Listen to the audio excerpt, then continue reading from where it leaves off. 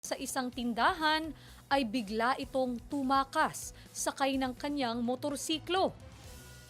Nakuhanan sa CCTV ang pagbili ng rider ng sigarilyo sa isang tindahan. Matapos maiabot sa kanya ng tindera ang mga kaha ng sigarilyo na kanyang binili, agad itong sumakay ng motorsiklo at saka ito hinarurot.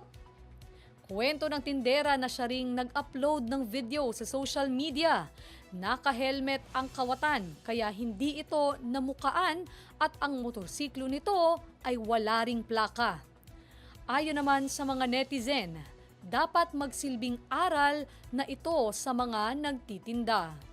Dapat ay red flag na agad kapag hindi nagtanggal ng helmet at kapag walang plate number ang motorsiklo. Payo din ng netizens, dapat pairalin ng mga tindera ang bayad muna bago abot para siguradong hindi maitatakbo ang kanilang paninda.